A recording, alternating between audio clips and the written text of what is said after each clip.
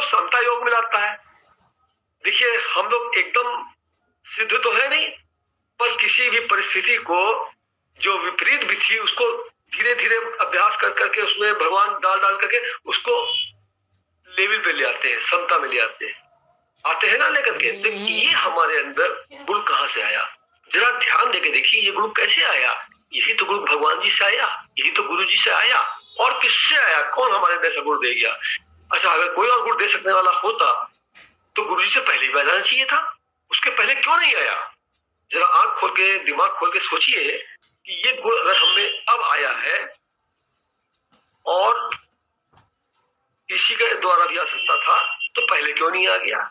गुरु जी के मिलने के बाद ही क्यों आया? तो ये सब परिस्थितियां, ये सब बातें यही सिद्ध करती है कि गुरु पूर्ण भगवान है, गुरु शरीर नहीं है। अगर फिर किस रूप में गुरु आके आपको ज्ञान देगा जो आपको समझ में आए? किस रूप में आएगा? अगर कोई बहुत डरावना रूप लेके एकदम से बड़ा सा एकदम से विशाल, तो आप भागेंगे नहीं। जैसा ही हमारे ही जैसा खाना पीना उठना बैठना तो उसकी हमारी भाषा शैली भी तो मैच करेगी, फिर तब हमारे दिमाग में, कान में बात जाएगी, दिमाग में जाएगी। वरना अगर वो शेर का रूप लेके आए तो हम तो भाग जाएंगे। तो सीधी सी बात ये सिद्ध होती है कि भगवान, निराकार भगवान हमारे ही जैसा होकर के साकार रूप लेकर के गुरु के रूप में हमारे सामने आके हमें ज्ञान देता है, हमें समझाता है, हमारे अंदर जाता है। उससे हम डरते नहीं, क्योंकि हम जानते हैं तो हमारे की जैसे है कोई बहुत बड़ा शरीर ऐसा नहीं है, कोई एबनॉर्मल चीज नहीं है, तो साधारण हम लोग फिर धीरे धीरे समझने लगते हैं। तो कुछ बातों से तो सिद्ध हो ही गया कि गुरु ही भगवान है। दिखने में चाहे लाख को साधारण लगे, पर है ही भगवान। और ये बात बहुत बार हम लोग ने प्रत्यक्ष देखी हुई है, भगवान गुरु ही भगवान।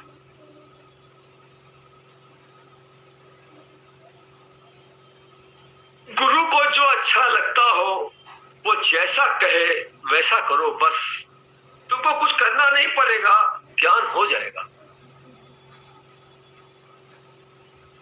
हमारे इतिहास में गुरु का ऐसा महत्व चला आ रहा है, जो तुम्हारे मन के खिलाफ चलता है, तुम्हें सताता है, वही तुम्हारा गुरु है। जो छोटा बनता है वही महान होता है। जो किसी से राग द्वेष नहीं करता, समता में, प्रेम में चलता है, वही नूर है। ऐसे नूर को ही गुरु प्यार करता है। जो गुरु किसी बात का लालच न करके तुम्हारे मन को गाली देगा, वह असली गुरु होगा। देखिए भगवान जी कितने सेवा करने वाले हमारे गुरु जी के, इतने हमारे दिन दिन रात सेवा करने वाले, और फट से गुरु जी बोल देते थे, लेकिन वो चुपचाप सुन लेते थे। क्यों? जान चुके थे गुरु यही मेरा भगवान है, यही मेरा पालनहार है। और गुरु जी भी फटाक से बोल देते थे, उन्हें कोई लालच नहीं थी कि ये मेरी बड़ी सेवा करता है, कल से नहीं आए, ना आए तो ना आए। कहते थे उसको न से न ले चल, हम अपने बिस्कुट से ले आएंगे। तो गुरु जी किसी की परवाह नहीं करते थे, एकदम साफ बोले। क्यों? क्योंकि उनकी तो प्रकृति दासी थी। उनको तो पता है कि मुझे कहीं जाना होगा तो अभी नेचर मेरा काम करेगी। एक स्कूटर या एक गाड़ी वाला मेरा क्या करेगा? कोई दूसरा भगवान पैदा कर देगा, नेचर ले आएगी, नेचर कुछ ऐसा कर देगी कि हमारा काम हो जाएगा। तो गुरु जी को किसी बात की कोई वो नहीं थी। उनको तब अब वो था निस्वार्थ भाव। लेकिन भक्त नहीं जा पाते थे। क्यों? क्योंकि वो इतना देख चुके हैं गुरु जी में, इतना देख चुके हैं कि मेरा गुरु महान है, उस पर मुझे अभिमान है, वो मेरा भगवान है। किसने कितनी बार इसको परखा है लोगों ने, तभी तो जाना है।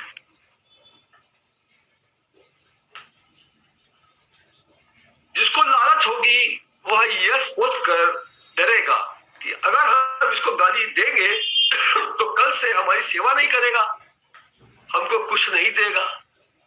उसको कुछ चाहत ही नहीं है, वो तो शाहों का शाह है, उसको किसी से कोई चाह ही नहीं है। गुरु जी किसी की परवाह नहीं करते थे। हम तो हमेशा देखा किसी क्या वो हमारी परवाह नहीं करते थे, चाहे रहो चाहे जाओ।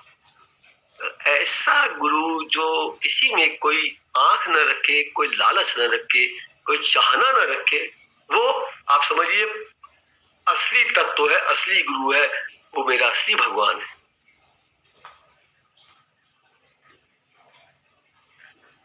हम लोग देखो दिन दिन भर काम करते हैं, कोल्हू के बैल की तरह जुटे रहते हैं, और रात खत्म होते ही जब दूसरा सवेरा होता है तो फिर ताजे के ताजे रहते हैं। राम राम करने से ही शक्ति आती है। गुरु जी दिन में सवेरे का गुरु जी दिन भर ताजे रहते थे, कितना काम करे, उसके बाद जहाँ ऐसे बैठे वो पता लगा चेहरे में कुछ, हम लोग तो काम करे बड़ा काम किया, बड़े थक गए, मार इधर पहुंचे उधर पहुंचे, गुरु जी का जब धूल मिट्टी भी लगी तो उसी में मस्त सबसे हंस रहे बैठे हुए एकदम, जैसे अगर अभी कुछ किया ही नहीं उन्होंने तो इतना काम करने के बाद एकदम ताजे दिखते थे वो। क्यों? क्योंकि वो काम कर रहे हैं, काम करना है, इसका बोझा है, ये है, ये सब कुछ नहीं रखते थे। काम सामने आया खट से करके हटा दिया, न बोझा न डंडा, कुछ नहीं, और फ्रेश है वो।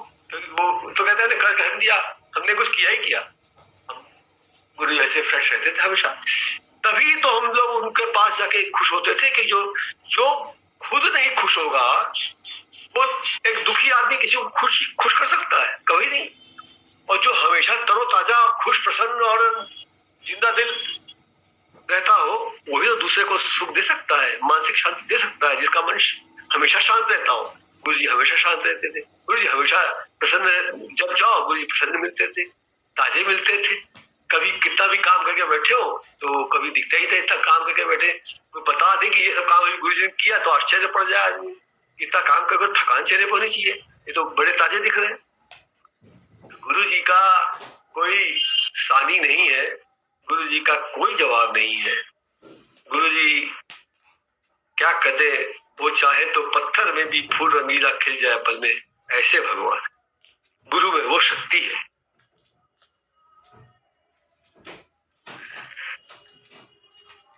राम राम करने से ही शक्ति आती है, राम राम करने से ही शक्ति आती है। मतलब गुरु गुरु गुरु गुरु, जिसके दिल दिमाग में हमेशा गुरु गुरु, गुरु का ध्यान, गुरु का ख्याल, गुरु जी का ये, गुरु जी की वो बात, गुरु जी का ऐसा विचार, गुरु जी की ये लीला, गुरु जी का वो प्रवचन, गुरु जी की ये बात जिसके दिमाग में हमेशा रहती है, वो आदमी हमेशा ताजा रहता है, थकता नहीं है। वो चाहे कितना भी काम पड़े, चाहे कुछ भी हो, वो भगवान जी के, गुरु जी के उसमें मस्ती में रहता है। और गुरु जी का अगर आप ध्यान कर रहे हैं, गुरु जी के विचार में आप हैं, तो आपको मालूम है शक्ति का जैसे ग्लूकोज चढ़ता है, ड्रॉप ड्रॉप करके जाता रहता है मरीज में, उसका ताकत आती है। वैसे गुरु जी का ध्यान करते रहिए आप, तो जैसे ग्लूकोज चढ़ता है वैसी भक्त को शक्ति आती रहती है। वो चाहे दिन भर कितना काम कर ले, अगर उसके दिल दिमाग में गुरु जी छाए हुए हैं तो वो थक नहीं सकता। ये आप पक्का मान लीजिए। हम तो वहां पर इतना काम करते देखते थे,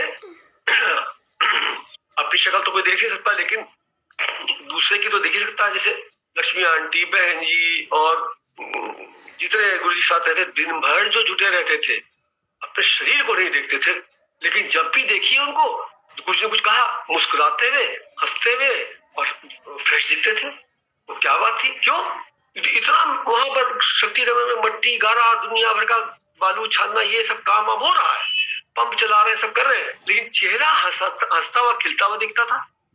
ये मैंने तो मार क्यों किया है ना, हम तो बहुत कुछ स्वाम मार करते थे, तो हम ये पाते थे कि गुरु जी के काम में, गुरु जी के काम में आप है तो गुरु जी के ध्यान में आप है, आपके अंदर उस काम की थकान ना आकर के एक शक्ति आती रहती है जो आपके चेहरे को खिलाए रहती है। हमेशा इन लोग के चेहरे खिले दिखते थे कि दिन भर जो सवेरे से लेकर दिन भर गुरु जी के साथ रहे और दिन भर काम ही करते रहे।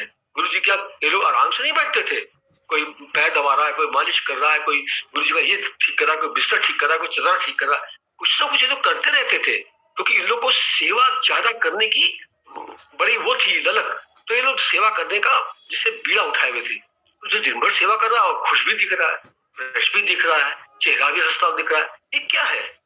ये यही है कि गुरु के ज्ञान में वो शक्ति है, यही दर्पण को साफ करती है, दर्पण को साफ करती है, मतलब शीशा नहीं चमकाती है, हमारे अंदर के हृदय को साफ करती है। हृदय साफ है, जब हृदय प्रसन्न है तो चेहरा भी तो प्रसन्न दिखेगा। गुरु जी की शक्ति हम लोग के अंदर जाती रहती है। काम से वो नहीं थकते, काम तो जितना करते हैं गुरु जी सेवा उतनी ज्यादा ताकत आती है। क्यों, अब हम थोड़ा सा गाड़ी चला के आते थक जाते हैं, और स्कूटर से गुरु जी जाते थे, कितना कितना घूमते थे, दिन भर इधर उधर, थकान नाम की चीज नहीं होती थी, सर्दी जुकाम बुखार नाम को नहीं होता था। बस इतना देखिए, एक बार आया था, ये याद है, उसके बाद नहीं है कभी आया, इतने लंबे समय में एक बार आया। तो गुरु जी के पास रहे, और इतना नाक में आगे ऑपरेशन भी ये भी हो चुका था, ठंडे में जा रहा है, कुछ हो ही नहीं रहा है, तो क्या था ये? गुरु जी के पास से शक्ति हम लोग के अंदर संचारित होती रहती है। गुरु जी का आप अभी ध्यान करिए, अभी हम लोग पर बैठे थे तो ठीक है, अभी पढ़ रहे तो पता नहीं कहां से अंदर एक स्फूर्ति, एक मजा, एक अच्छा सा आंख के सामने दृश्य आने लग गए हैं। गुरु जी दिखने लग, गुरु जी का कभी कमरा दिख रहा है, कभी गुरु जी का आंगन दिख रहा है, कभी गुरु जी का शक्ति नगर दिख रहा है, कभी गुरु जी का बख्शी ताल दिख रहा है। तो गुरु जी की झलकियां तो दिख रही हैं, इसमें मजा आ रहा है। यही हमारा मोटो है, ये हम लोग का एक उद्देश्य है।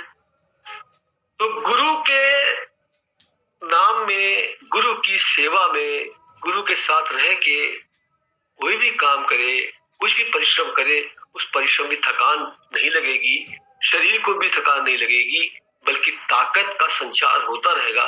चेहरे पे भी आपके एक चमक आएगी, चेहरे पे भी आपके एक उल्लास आएगा, कोई दूसरा आदमी देख करके आपको खुश हो जाएगा। अगर वो गुरुमुख है तो वो ही ये समझेगा।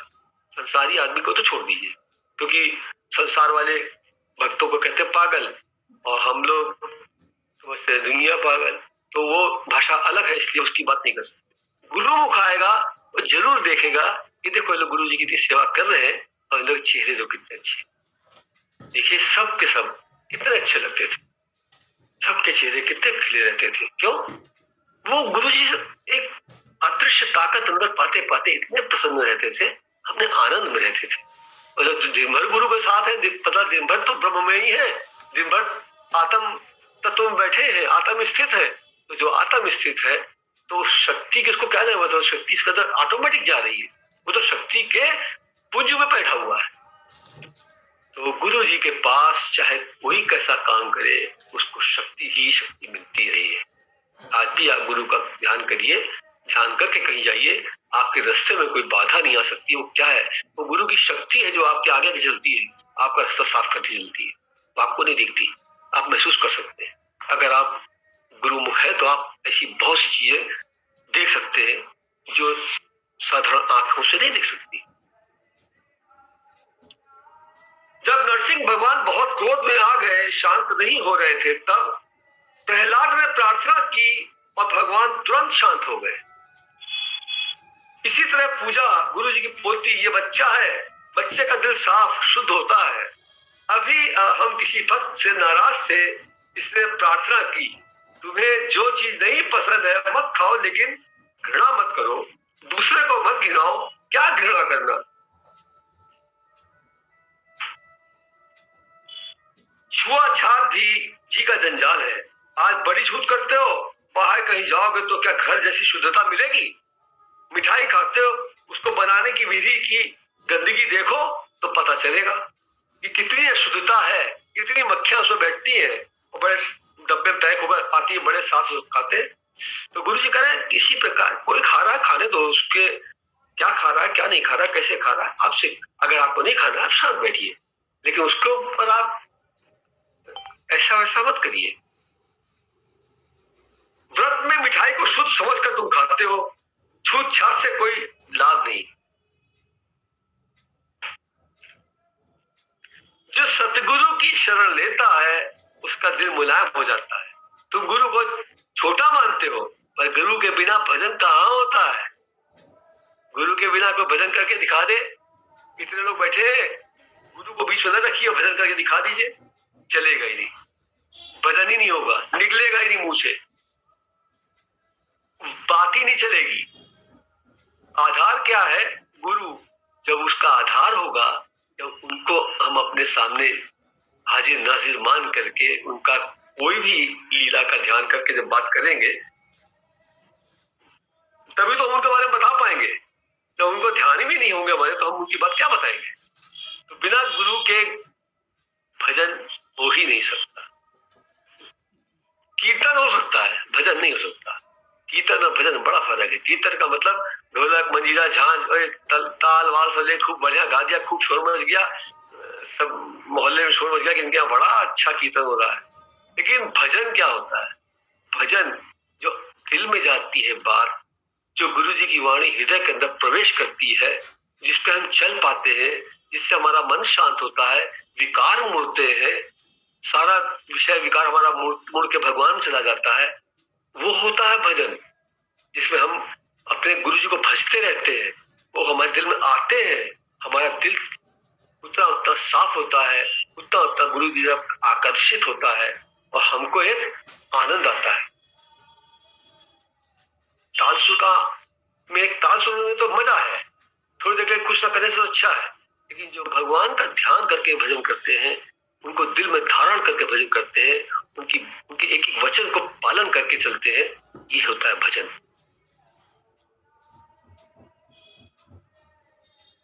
संत के बिना भजन नहीं हो सकता। संत खाली सामने बैठ जाए, भजन शुरू।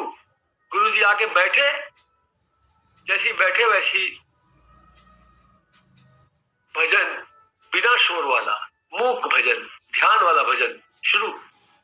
जितनी देर वो चुप है, जितनी देर हम सब चुप है, पिन ड्रॉप साइलेंस है, मतलब कि ये भजन शुरू हो गया। क्यों शुरू हो गया? गुरु जी सबके दिलों में जा रहे हैं, सब लोग गुरु जी के ध्यान में हैं, चित्त कहाँ लगा है? गुरु जी के चरणों में, गुरु जी की लीलाओं में, तो भजन तो शुरू हो गया। बीनू भैया, हाँ, मेरे दिल की बात कही। मैं सत्संग में आने से पहले गुरुद्वारे जाते थे, वहां से कीर्तन सुनते थे। जब हमने डिफरेंस भजन और कीर्तन में बताया ना, वो बता रहे हैं। तो क्या होता था कि अंदर तो गुरुद्वारे का शोर होता था जहाँ कीर्तन हो रहा होता था, तो मैं क्या करती थी, बाहर आके वो जो उनकी बनी हुई है रहने की जगह बनी हुई है, उनके बरामदों में आके कोने में बैठना कि जहाँ शोर नहीं होगा वहां सुनूंगी, कभी किसी कोने में जाके बैठना। मगर फिर वो ढोल ढमाके और उनकी आवाजें, वो जो उसकी शब्द की लाइन्स होती थी ना, वो समझ ही नहीं आते थे बिल्कुल। तो मैं बड़ी परेशान होती थी कि ये कैसे कैसे सुनूं, मुझे कुछ समझ में ही नहीं आता। तो जब मैं पहले दिन सत्संग में आई तो भजन बोला गया, मम्मी थी और बहन जी थे बैठे वो पहले, तो भजन हुआ भैया। वो तो वाकई ऐसे उसकी एक लाइन अंदर गई, क्योंकि कोई ढोल धमाका आवाज मुझे कुछ नहीं था, और सीधी अंदर गई। और मेरे तो टप टप आंसू, वो भजन वो चल रहा था, जब दुखों से चोट खाई न होते, ये वाला। और वाकई में आई भी उसी मतलब जो भी सत्संग में आया अपनी कोई आकांक्षा लेके आया, तो मेरी भी कुछ थी उस वक्त, मैं परेशान थी। तो मेरे को लगा कि देखो मुझे कि जो मैं चाहती थी मुझे वो मिला। मतलब एक एक लाइन सुनूं और मेरी आंखों में आंसू टप टप टप टप, फिर कहूं कि हाय कोई देख ना ले, तो एनु को उतार के चुपके से पहुंच लूं नीचे मुंह करके। और इतना अच्छा लगा मेरे को, इतना अच्छा लगा, मतलब बिल्कुल आप सही बोल रहे हैं। ऐसे जाके मेरे दिल को जो बात छुई है, तो मैंने कहा मैं भी अपना एक्सपीरियंस बताऊं। जय सतगुरु। अब आगे बोलो, बहुत अच्छा लग रहा। अभी हमें जागरण में गए, जाना जरूरी था, क्योंकि ऐसी जगह था जहां पर न जाते तो लोग बुरा मान जाते। तो खैर गए, हमने क्या देखा कि जो करवा रहे थे जागरण, वो मोबाइल खोल के कुछ देख दाख रहे थे। हमने सोचा इतना पैसा खर्च कर रहे हैं, बाहर से टोली मंगवाई है, इनका खर्चा हुआ होगा, खाने पीने का खर्चा होगा, सब होगा, इतना सजाया है, लेकिन ये मोबाइल देख रहे हैं। हमारे मन में आया, हमने कहा तो किसी से नहीं, हमारे अंदर तो आवाज है, अंदर तो विचार आएगा ही ना। हमारे अंदर विचार आया, देखो कितना खर्चा कर रहे हैं, कितना सब खाने में, टोली बुलाने में सब कर रहे हैं, इतना सजाया है, सब है? और ये मोबाइल लिए बैठे हैं। जो मुख्य करता कराटने वाले हैं वो मोबाइल लिए बैठे हैं। तो फिर गुरु जी की बात याद आ गई कि तुम क्या अखंड रामायण करता है, लगता है, कोई ढोल मजीरे लाउड स्पीकर लगा करके सारे मोहल्ले में शोर मच जाता है कि हाँ बड़ा अच्छा है, बड़ा अच्छा है, बड़ा भजन करता है, और बस वो आए बम्बड़ बड़ा बड़ा बड़ा सब करके जल्दी खत्म करके चले गए, खत्म। तो मोहल्ले में तो हो गया कि हाँ बड़ा अच्छे हैं, बड़ा कीर्तन करते हैं, बड़ा रामायण कराते हैं, बड़े बढ़िया है। अंदर क्या गया, तुमने क्या अंदर लिया, भजन क्या किया? गुरु जी ने बोला तुम्हारे अंदर गया क्या? तो वो हमने वहां देखा, तो हमें जरा सा अंदर ये ठीक तो नहीं लगा, लेकिन हर जगह हर चीज नहीं बोली जा सकती, तो हमने अपनी कोशिश थोड़ी टेढ़ी करी, और एक फोटो वहां पर थी, सब ब्रज की कुछ गोपियां थी जो ऐसे करके गुरु जी अपने भगवान के ध्यान में ऐसे उनका दिखाया था, एक चित्र था। हम उसको देख करके हम कोशिश करने लगे, उसको देख करके अपने गुरु जी का ध्यान लगा करके उधर की तरफ मुड़ करके बैठ गए, थोड़ा टेढ़ा होकर के, कि हमसे कोई मुखातिब ना हो, नमस्ते नमस्ते न करना पड़े। पर जब आए हैं या बैठे तो कुछ इस्तेमाल ही कर ले इसका, हम इतना समय निकाल के आए तो हमने उस दृश्य में गुरु जी को डाल करके और भगवान का, अपने गुरु जी का स्मरण किया थोड़ी देर, जितनी भी देर बैठे, किसी से बात नहीं करी, ना कुछ खाया ना लिया, कुछ नहीं, हमने कहा नहीं हमको कुछ नहीं खाना है, हम उतनी देर हम कम से कम जब आए ही है तो उसको भगवान में लगाए, जब स्वामी बैठे और चले आए। तो हमारे मन में ये आया कि इतना हजारों रुपया खर्च करके और एक शब्द अंदर नहीं गया, इससे तो अच्छा अकेले कमरे में बंद करके एकांत में अपने इष्ट के साथ बैठ करके उसका ध्यान करते तो ज्यादा यूजफुल होता। हम लोग गुरु जी के सामने बैठते थे, जब गुरु जी को ऐसे सारा सत्संग का कमरा बना, एक सबके एंगल गुरु जी की तरफ होते थे, सब गुरु जी को ऐसे देखते थे, ऐसा हम समझते हैं, कुछ उसमें न रहे हो तो बात अलग है, लेकिन जो आते थे उद्देश्य यही था गुरु जी की तरफ, तो उनको देख देख करके अंदर ले जाते थे, उनकी छवि को अंदर ले जाते थे।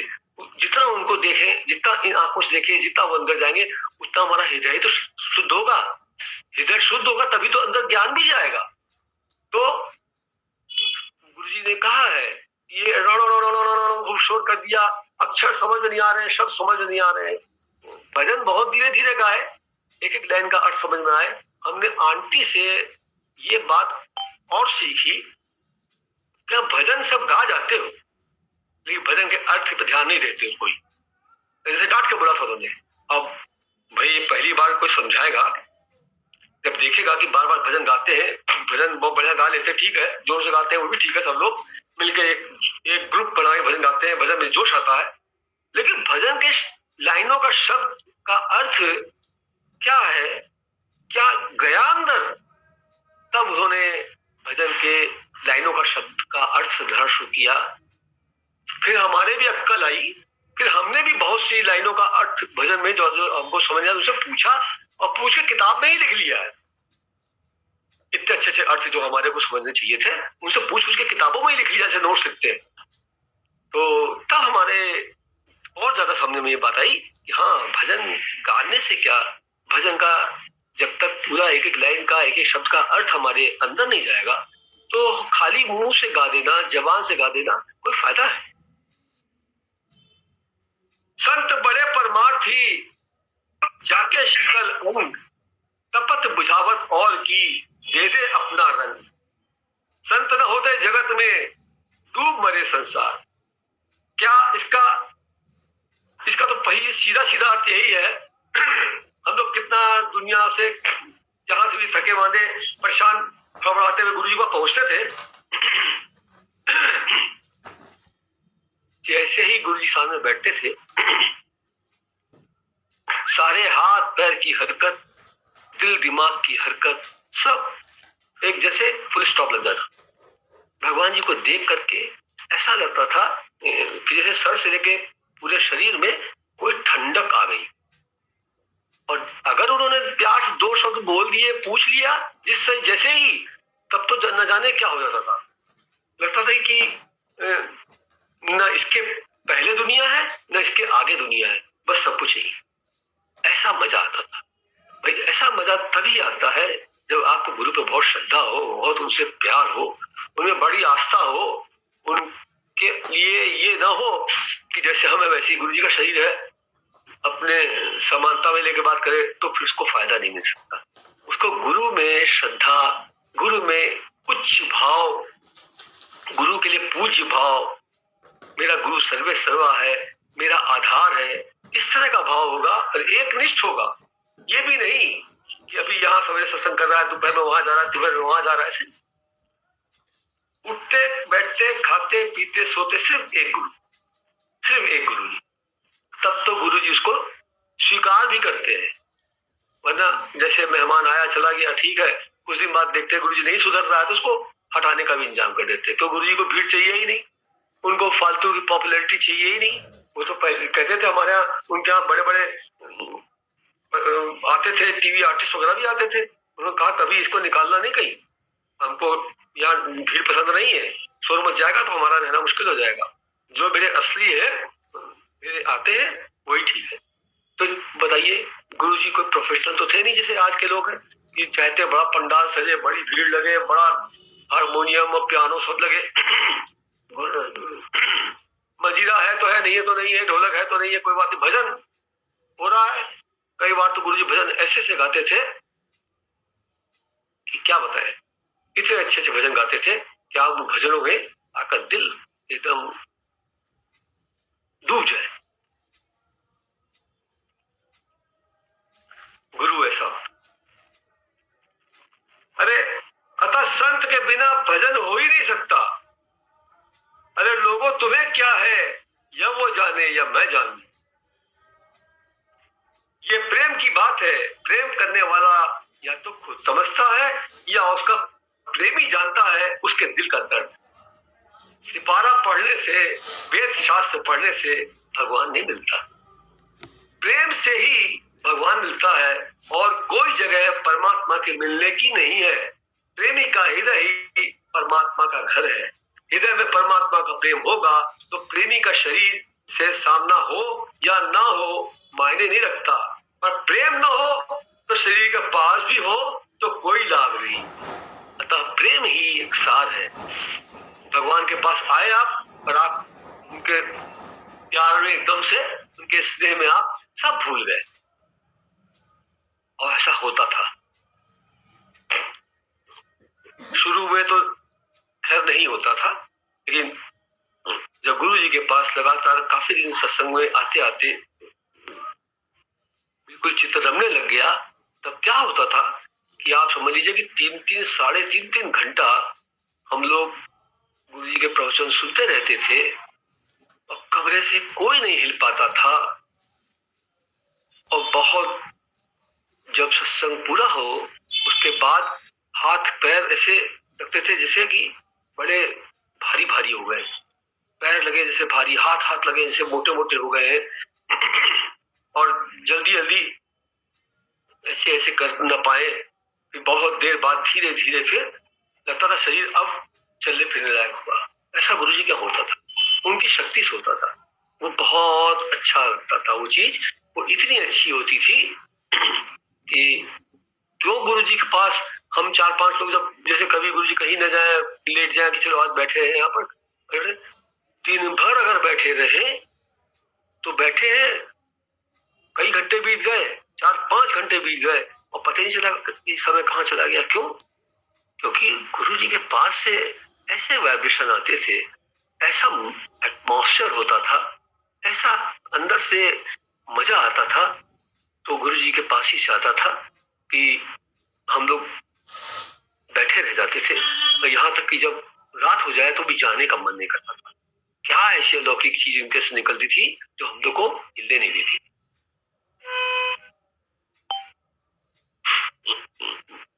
वो कह रहे हैं तपत बुझावत और की दे दे अपना रंग। अपना रंग ऐसे हम लोग तब करते थे, हम लोग हिल नहीं पाते थे। बात घंटों एक दूसरे से कुछ, कोई किसी को देख नहीं पाता था, बात तो करना दूर, बोलने का मन ही नहीं करता था।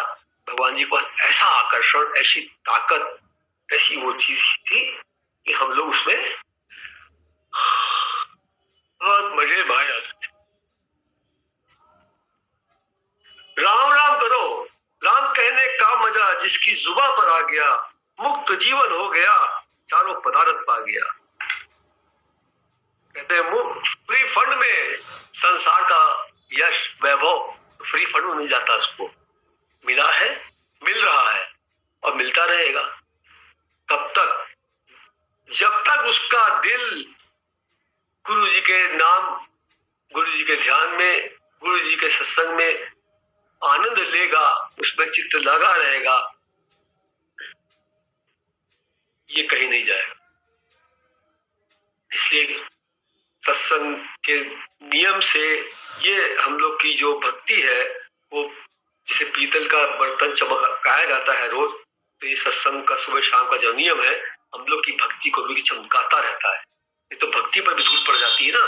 क्योंकि संसार में जाते आते हैं तो संसार में जीता जाते हैं, उनकी माया का धूल ढक्कन सब पड़ता है, और क्या होता है, भक्ति पे धूल पड़ जाती है, जाती नहीं भक्ति। भक्ति का जो फ्लो होता है वो थोड़ा सा उसकी चमक कम हो जाती है। फिर सत्संग में आए, जो मांझी गई, मांझा गया वो पीतल का बर्तन, फिर चमक गया। ऐसे हम लोग को सत्संग के नियम से ये फायदा होता है। सत्संग का नियम क्यों करना चाहिए? सब बोलते हैं नियम से सत्संग करना चाहिए, क्यों करना चाहिए? लोग सोचते भी होंगे। उसका कारण ये है, आप ना भी चाहे तो संसार की माया का धूल आपके ऊपर चढ़ेगी ही चढ़ेगी, क्योंकि माया है ही ऐसी, कुछ ना कुछ बात से, किसी न किसी बात से थोड़ा बहुत इधर उधर होता है, लेकिन सत्संग में आके वो धूल के साफ हो जाता है। ये एक बहुत बड़ी चीज है। ये गुरु जी की यहाँ पर जो शक्ति है, वो हम लोग के मन को फिर से दर्पण की तरह साफ कर देती है। जिसके हृदय में प्रेम होता है, राम होता है, उसको मांगने नहीं जाना पड़ता, अपने आप आता है। देखिए गुरु जी क्या कह रहे हैं, जिसके मन में, जिसके हृदय में हरि सुमिरन होगा, उसका सफल क्यों ना जीवन होगा। जिसका सहारा प्यारा राम नाम होगा, उसका सफल क्यों ना जीवन होगा। उसको दुनिया में किसी से कुछ कहना ही नहीं पड़ेगा। भगवान जान रहे हैं कि इसको क्या जरूरत है, क्या चाहिए, वो प्रकृति से इंतजाम कर देते हैं, कर रहे हैं, किया है। कौन भक्त ऐसा है जो बता दे कि वो भगवान की भक्ति कर रहा है, और उसके पास, जिसके पास थोड़ा बहुत अभाव होगा भी, तो उसके पिछले प्रारब्ध इतने ज्यादा होंगे, वो काट काट बहुत कम कर करके अभी भी कुछ ना कुछ भगवान ने फिर उसको दिया ही होगा। लेकिन लगा रहेगा तो वो भी प्रारब्ध साफ होकर के उसके पास भी एक दिन बहुत अच्छी बरकत आएगी। ऐसा हो नहीं सकता कि जो संसार का मालिक है, जो सारी दुनिया का पालनहार है, उसके आप अगर उससे आप प्यार करते हैं तो आपको किस बात की कमी? जिनके हृदय श्री राम बसे, उन्हें काहे की कमी, उनको काहे की कमी, उनको काहे की कमी। जिनके हृदय श्री राम बसे, उन्हें काहे की कमी, उन्हें काहे की कमी, बोलो काहे की कमी। ये भजन है ना, जिनके हृदय श्री राम बसे, मतलब जिसके हृदय में गुरु जी का स्मरण है, उसे किसी बात की कमी नहीं हो सकती। ये प्रत्यक्ष के अनुभव है, हर एक के अनुभव है, इसी एक दूसरे का नहीं है, सबके पास ये अनुभव है।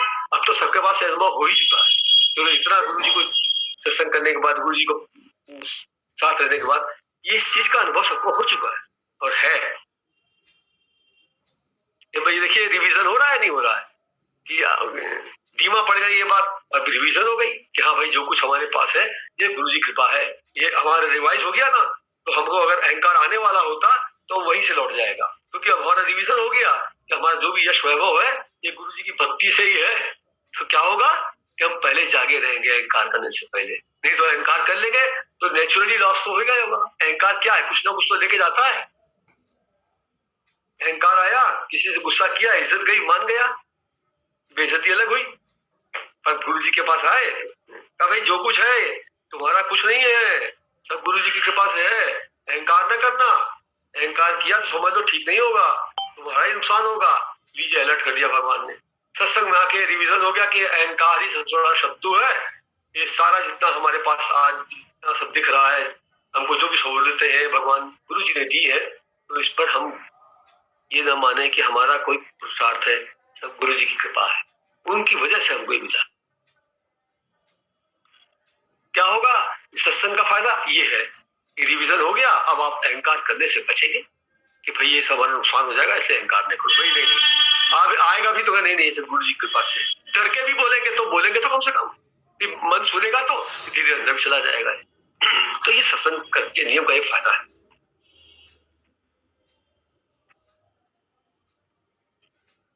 जिसके हृदय में प्रेम होता है, राम होता है, उसको मांगने नहीं जाना पड़ता, अपने आप पाता है। मेरी लीला देख कर सह नहीं पाते, शंका करते हो तुमको अच्छी नहीं लगती। देखिए लीला के लिए गुरु जी कह रहे हैं कितनी अच्छी लीला होती थी, वाह वाह। तो याद करके कितना मजा आता है ना, कितनी खुशी होती है, जैसे आंख के सामने सब चीज दिखने लगती है, अंदर से हंसी सी आने लगती है, प्रसन्नता आ जाती है भगवान जी की वो सब चीजें याद करके। सामने सामने गुरु जी दिखने लगते हैं, ऐसे कर रहे थे, फिर ऐसे कर रहे थे। तो गुरु जी में अगर जिसको श्रद्धा है, प्रेम है, गुरु भाव है, गुरु मुख है, तो वही गुरु जी की लीला देख भी सकता है, उसी लीला का आनंद भी ले सकता है।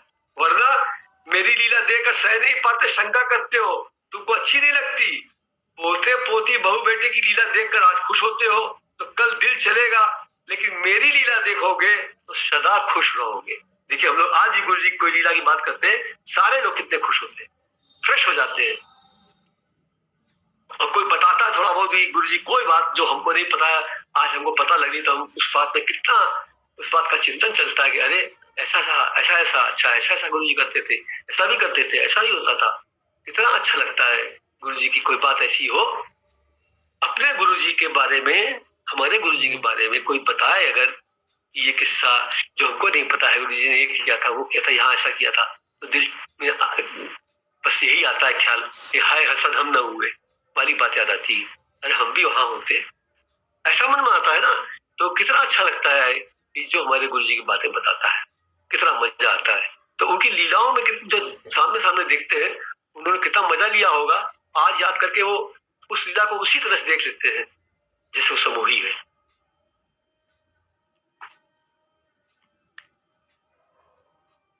तुम मुझको मनुष्य करके देखते हो, इसीलिए नहीं सह पाते। वही ना, गुरु भाव नहीं है, गुरु भाव नहीं है तो आप लीला को लीला नहीं देख पाते। आप समझते हैं कि ये ऐसा क्यों कर रहे हैं, अरे वो करते नहीं थे, वो उनसे हो जाता था।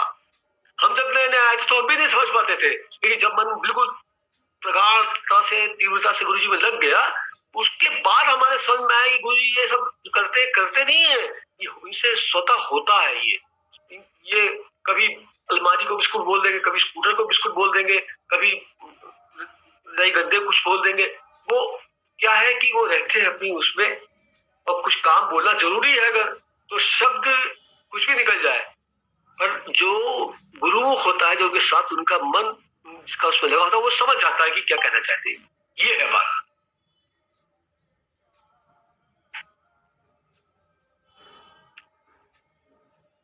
आज राम है तभी तो लीला करता है, तुम इतना ज्ञान बोलो तो हम तुम्हें जाने।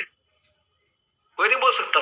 भगवान जी 4 घंटे अगर बैठे लोग 4 घंटे लगातार बोलते रहते थे भगवान जी, और टेप में आवाज सुनिए, कहीं आवाज मोटी महीन नहीं है, वही बिल्कुल धड़ाके की आवाज है। आप जैसे ही गुरु जी गाड़ी में जैसे टेप ऑन हुआ, ये जो शब्द आते हैं एकदम ऐसे आते हैं जैसे कि एकदम सीरियस, जैसे लगता है शील्ड आ गई सामने।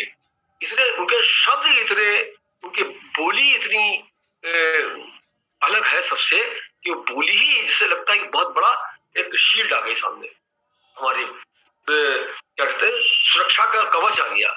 उनकी बोली अच्छी लगती है। आज भी उनकी वाणी सुनिए आप, तो मजा आ जाएगा कि अरे क्या बुलंद आवाज है, क्या जोरदार आवाज है, हाँ ताकत वाली आवाज है, मियो मियो वाली आवाज नहीं, इतनी अच्छी आवाज लगती है भगवान जी की। टेप में सुनिए आप बढ़ नहीं पाएंगे आगे। अगर कोई टेप चल रहा होगा गुरु जी का, तो आप फिर चल ही नहीं सकते वहां से बगैर वहां बैठे सुने। ये है गुरु जी की वाणी। तो 4-4 घंटे बोलते थे, तुम तो 1 मिनट ही ज्ञान नहीं बोल सकते, मेरे में राम है तभी इतना बोलता है। राम ही अंदर बैठकर राम की लीला सुनाता है। जिस दिन तुम विषय वासना से रहित हो जाओगे, तब तुमको ऐसा प्रतीत होगा कि मेरे रोम रोम में राम है। और भगवान जी के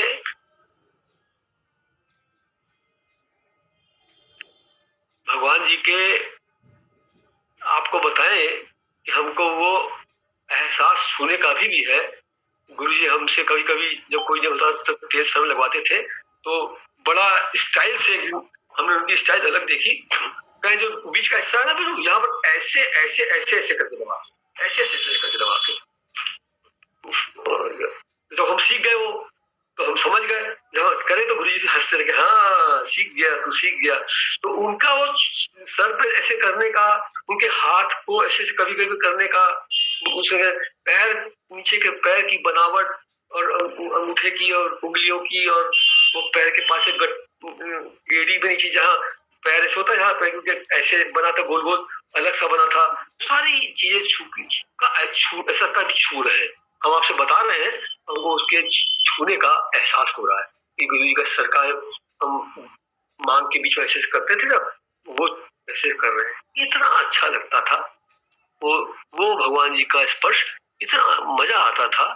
और अक्सर गुरुजी करवाते थे, उसमें हमको बहुत खुश होते थे, हम अंदर से इतने मजे में आते थे कि कैसे बताएं। जिस गुरुजी के हाथ पैर दबाए हैं उसको कितना अच्छा एहसास अभी लग रहा होगा कि हाथ पैर कितने अच्छे लगते थे कि बस क्या बताएं। उनके सर के बीच जब ऐसे ऐसे ऐसे करते थे, तो वो चीज हमको इतना मजा देती है।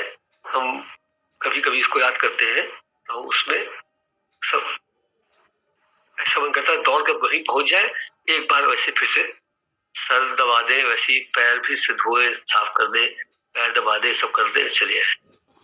ऐसा दिल में एकदम उछाल आता है। इतना अच्छा उनका हर चीज में मजा आता था भगवान जी की।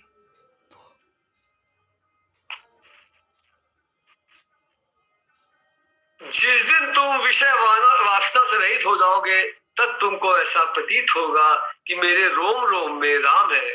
तुम योग में रहोगे तभी ऐसा होगा। ब्रह्मचर्य में रहना पड़ेगा, योग का जीवन साधना पड़ेगा।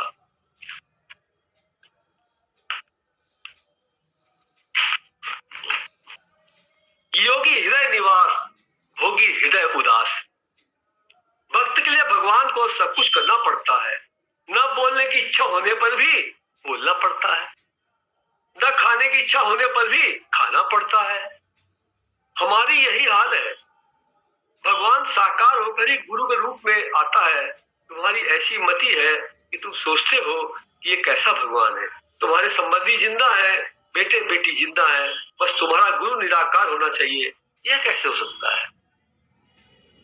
लेकिन जिन्होंने भी गुरु जी का साकार रूप देख करके उनमें भगवान का एहसास किया, जिसने किया उसने जो पाया है वो वही जानता है। जिसने उसका मजा लिया है, उस आनंद का मजा वही जानता है। और जिसने ऐसा नहीं किया हो तो उसका यही कहेंगे कि भाग्य उदय नहीं हुआ। और क्या, मतलब इतने बड़े हमारे गुरु जी मिल जाए और उसके अंदर भावना न जगे, उसके अंदर एहसास ना हो पाए। लेकिन उसकी भी इसलिए गलती नहीं है ना कि सो जाने ही देहु जेहु जनाई। जिसको आप भगवान चाहेंगे कि मुझको भगवान जान सके, वही आपको भगवान जान सकेगा, और सब नहीं जान सकेगा। देखिएगा हनुमान जी अपना राज, अपना ठिकाना सब छोड़ के अयोध्या के ही वासी हो गए। तो उन्होंने भगवान में ऐसी चीज देख ली कि अब उनको कुछ नहीं चाहिए था, सिर्फ भगवान रामचंद्र जी के चरण चाहिए। लेकिन विभीषण जानता था कि ये भगवान सब है, लेकिन उतनी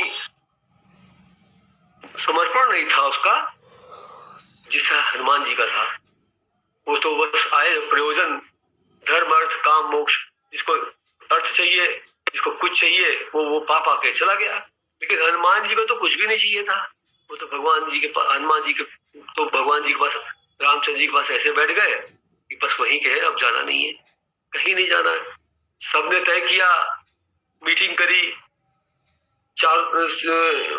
सारे लक्ष्मण ने, भरत ने, शत्रुघ्न ने, सीता जी ने, सबने करी। सबने आखिर में अब का तुम ऐसा करो, का तुम ऐसा करो, सब असमर्थ हो गए अपनी बताने को, हम पर तो उन्होंने एहसान किया है इसलिए हम नहीं बोल सकते। भरत बोले हम तो मर चुके होते, ये तो हनुमान जी उस समय इन टाइम पे आके को बता दिए कि राम आ रहे हैं, ये क्या कर रहे हैं, चिता में गाए जा रहे हो, हम आ रहे हैं, राम आ रहे हैं, वो पहले भेजा है उसको बताने के लिए। तो हम आज जिंदा बैठे हैं, तो हम इनसे कैसे कहें कि हनुमान जी आप यहाँ छोड़ चले जाइए। तो सब हार गए। क्यों हार गए? हनुमान जी की रामचंद्र जी में इतनी समर्पित भक्ति थी, उस भक्ति की वजह से सब हार गए। तो जो गुरु जी को भगवान समझ पाए, उन पर गुरु जी की ही कृपा कहिए, क्योंकि वही तभी समझ पाए, तो कहाँ समझ पाते हैं, देख देख के नहीं समझ पाते, देख देख के भूल जाते। तो ये बड़ी भारी गुरु जी की कृपा है, यो देखने के बाद भी बरकरार रखा, हमारा भाव बनाए रखा। इसके लिए गुरु जी को बहुत बहुत प्रणाम, बहुत बहुत धन्यवाद। बस भगवान ऐसी भक्ति, ऐसी हमको भक्ति दिए रहिए, हमारी भक्ति बनाए रखिए और हमारे सबकी भक्ति बने रखिए रहे भगवान, क्योंकि इसी के ऊपर सारी जिंदगी आधारित है। भगवान से हमेशा प्रार्थना करना चाहिए, यही सबसे मेन है।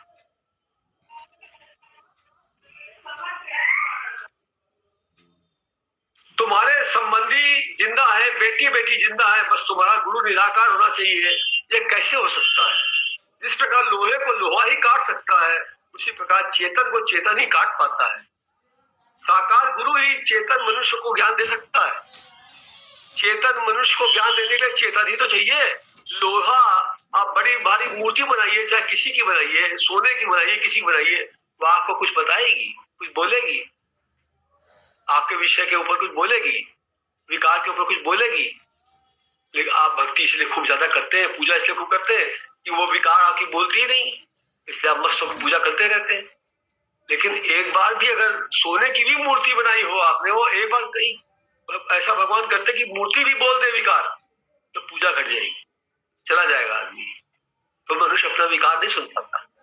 तो गुरु एक ऐसी शक्ति है जो विकार बता के, विषय विकार गंदगी बता करके फिर बांधे भी रहते हैं। गुरु जी जा नहीं पाता। क्यों? कितनी बार लोग कुछ कर छोड़ छोड़ के चली जाती है, क्या है, फिर चली आ रही, कहीं ठिकाना नहीं है। जैसे उड़जहाज का पंछी फिर जहाज पे आए, समुद्र में कहीं जगह ही नहीं है, जहां जाएगा वहां तो डूब के मर ही जाएगा, कितना तैरेगा, पर में ताकत चाहिए ना। ऐसे संसार में कहीं कहीं संसार में आपके लिए ठिकाना नहीं है।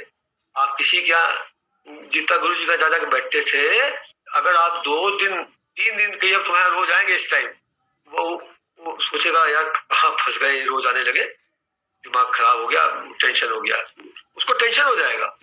तो कोई भी 2 3 दिन 4 दिन लगातार बर्दाश्त नहीं कर सकता।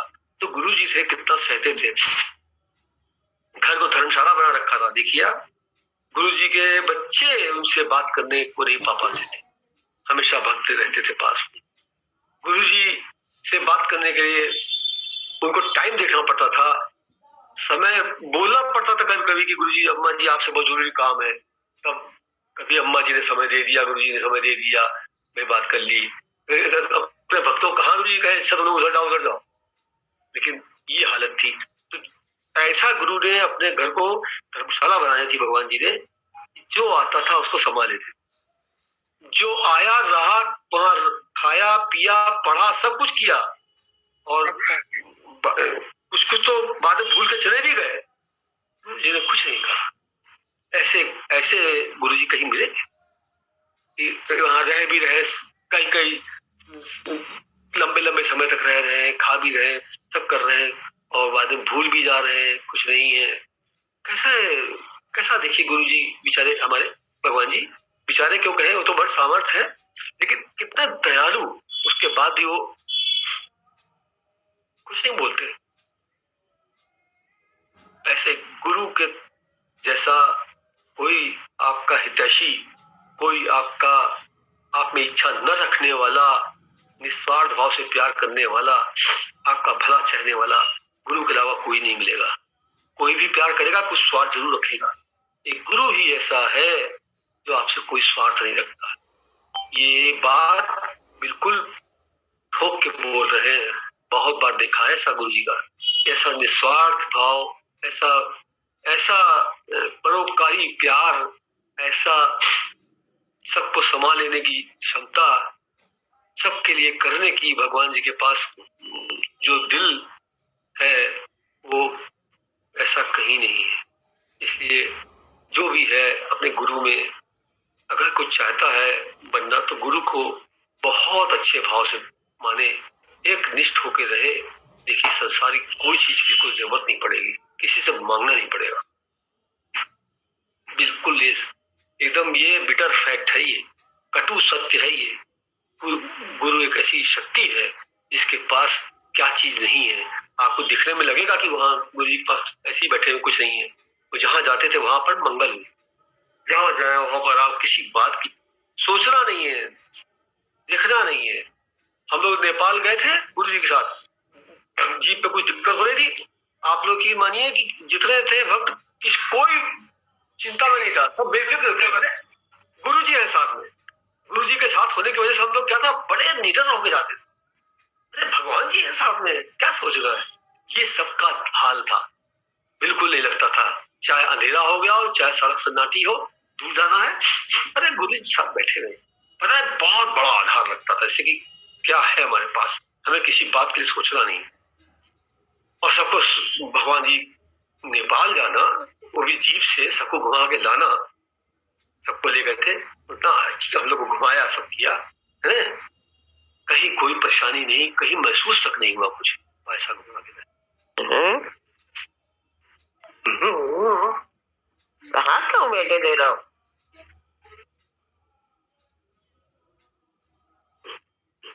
साकार गुरु ही चेतन मनुष्य को ज्ञान दे सकता है। गुरु भी ज्ञान देने के लिए तलवार लेकर खड़ा हो और चेला भी ज्ञान लेने के लिए तैयार हो, तभी ज्ञान हो सकता है। तलवार लेकर खड़ा हो का मतलब यह है कि गुरु भी इतना पूर्ण है और चेला भी उतना दृढ़ मिल जाए तो ज्ञान होने में देर नहीं। देर काहे में, पात्रता में, पात्र में जब तक पात्रता पूरी नहीं आती तब तक टाइम है। जैसी पात्रता पूरी आ जाएगी फट से ज्ञान हो जाएगा। बस हम लोग संसारी है, माया में रहते हैं, आंखें भी संसारी है, तो हम लोग वो पात्रता कहाँ से इतनी जल्दी ला सकते हैं। वो तो गुरु जी की कृपा है, जितना भी बनाया, जितना भी अच्छा किया। बता रहे कि जो है ना, लाद दो लदा दो, लादन वाला साथ दो, घर तक पहुंचा दो, जो कहावत है, वो हम लोग के साथ तो गुरु जी ने किया ही है। हम लोग को पहले गए तो बिल्कुल संसारी जैसा होता है, कैसा होता है आप सब जानते ही हैं। हम लोग को शुद्ध करना, हम लोग के विकार ठीक करना, हम लोग की आदतें ठीक करना, हम लोग के अंदर सदाचार लाना, हम लोग के अंदर पहले इतनी गंदगी साफ करना। ज्ञान तो बहुत दूर की बात है, पहले तो दिल दिमाग के विकारों की, विषयों की गंदगियां हैं, ये जो आंखें हैं, नजरें हैं, जो इतना दुनिया भर का नजारा देख के घूमती रहती है माया में, सब साफ करके पहले उसको ठीक करना। तो लाद दो लदा दो, ये भी उन्होंने किया, सब साफ किया, साफ करके हम लोग ठीक बनाया, ठीक बना के पात्रता लाने की कोशिश करी, लाते थे पात्रता। हम लोग फिर संसार जाके पात्रता खोते थे, फिर वो साफ करते थे, फिर लाते थे। ये सब करते करते कितना हम लोग के साथ मेहनत की भगवान जी ने एक एक के साथ। तो गुरु जी तो वो काम किया है कि जो दुनिया में कोई नहीं कर सकता, खाली गुरु कर सकता है। वही निस्वार्थ कार्य करता है, वही आपके साथ ऐसा कर सकता है। इसलिए मिले हुए गुरु की पूरी कद्र करके उससे जितना हो सके ये लाभ उठाइए कि हमारी दृष्टि भगवान भक्ति वाली हो जाए, हम भगवान की भक्ति में लग जाए, हमारे अंदर भगवान आ जाए, हमारे अंदर गुरु के स्मरण का एक तार लग जाए कि हम हमेशा गुरु जी के ध्यान में रह सकें। दुनिया को छोड़ो, तुमने ही गुरु को पकड़ा है। अगर पकड़ कर तुम्हारा ज्ञान नाश न हो, सलामत रहे तो पकड़ो। तुम राम नाम छोड़ो, वही राम राम हम करते हैं, वही राम नाम तुम करते हो, पर देखो तुम्हारे राम राम करने में और हमारे राम राम करने में कितना अंतर है। बहुत अंतर है, बहुत अंतर है। ये तो जो कुछ भी बनाया है गुरु जी ने, उन्हीं की मेहरबानी है। जो कहाँ सत्संग करने वाले बैठने वाले थे हम लोग, कहाँ हम लोग घूमने फिरने वाले, कहाँ संसारी। तो उन्होंने कृपा करके हम लोग को भक्ति भी दी, ज्ञान भी दिया, प्यार भी दिया, अपने में लगाया भी, अपना इतना स्नेह दिया, इतना अपना आकर्षण में हम लोग को लिया, तो हम लोग टिके, वरना हम लोग कहाँ टिकने वाले थे। हम तो अपनी हालत जानते हैं। आज जो भी हम भक्ति भावना जो भी हमको मिली है, जो भी हम कर रहे हैं, वो तो छोड़िए, जो आज हमारे पास सब कुछ है वो भी छोड़िए, जो आज जिंदगी जो है वो भी यहाँ तक की, और सब तो छोड़ दीजिए, सब तो गुरु जी की दी हुई। ऐसे गुरु जी को कैसे भूल सकते हैं? उन्हीं की कृपा है जो आज उनके पास, उनके सामने बैठ के उनका भजन करने को मौका मिला है, तो उन्हीं कृपा से आज बैठे भी। तो एक एक बात में हमारे गुरु की कृपा है, तभी आज हम चल रहे हैं। हम लोग का जीवन गुरु जी की मेहरबानी पे ही चल रहा है, उसी मेहरबानी पे टिका भी। वरना ये मन न जाने क्या क्या दिखाए, कुछ बन न पाया मेरे बनाए। सिर्फ गुरु जी के बनाने से बना जो कुछ बना। बनने वाले होते तो बहुत पहले बन गए होते, क्यों नहीं बने? संभव ही नहीं था। एक गुरु और एक चेला नदी पार कर रहे थे। गुरु दूसरा मंत्र जप रहे थे, चेले को दूसरा मंत्र जपने को कहा। थोड़ी देर बाद चेले ने मंत्र जपना छोड़ के दूसरा मंत्र जपना शुरू कर दिया और वह डूबने लगा। गुरु जी समझ गए। फिर गुरु ने कहा, मैंने तुमको जो आज्ञा दी है वही करो ना। चेला पुनः वह मंत्र जपने लगा, जिससे वह डूबने से बच गया। कहने का अभिप्राय यही है कि गुरु की आज्ञा में चलना चाहिए। बार बार अभ्यास करने पर ही भगवान का अभ्यास दृढ़ होता है। भगवान सर्वत्र है, पर मनुष्य उल्लू है, उसको भगवान दिखाई नहीं देता। रात दिन दुनिया की चाकरी में लगे हैं, तो वह कहां से दिखाई दे? एक होता है कि चल रहे सहज निगाह सब पर पड़ती जाए, हटती जाए, कोई बात नहीं। एक होता है निगाह अपनी कहीं डाल के देखना, निगाह को सेंटर करके देखना, ये गलत है। इससे भक्ति का नाश होता है। हम अपनी निगाह, अपनी चित्तवृत्ति को, पहले निगाह जाती है, फिर चित्तवृत्ति जाती है, उसके बाद फिर कार्यक्रम शुरू होता है। तो जितना नजरों पे कंट्रोल हम करेंगे, अब लाद दो लदा दो लादा साथ दो, गुरुजी सब तो कर दिया, तो कुछ तो हमको भी तो करना है। जीवन भर थोड़ी गुरु से सब करवाते रहना है। अभ्यास तो हमको भी करना है ना, कि हम लोग को परहेज तो कम से कम कर ले। अभ्यास तो छोड़िए दूर की बात, पहले परहेज तो कर ले। तो जो परहेज पता है, नजर का कंट्रोल, ज्यादा झांक ताक नहीं करना, ज्यादा संसारी बातों पढ़ना नहीं। जरूरत के भर का तो जाना ही पड़ेगा, तो संसार है, संसार में रह रहे तो जरूरत भर का जाना ही पड़ेगा। बस उतना निपटा के फिर वापस आना, उसी में फंस के नहीं जाना। तो ये सब परहेज तो हम लोग को करने पड़ेंगे ना। ये कोई बार बार बताने तो नहीं आएगा, और रोज रोज यही पाठ तो पढ़ाया नहीं जाएगा।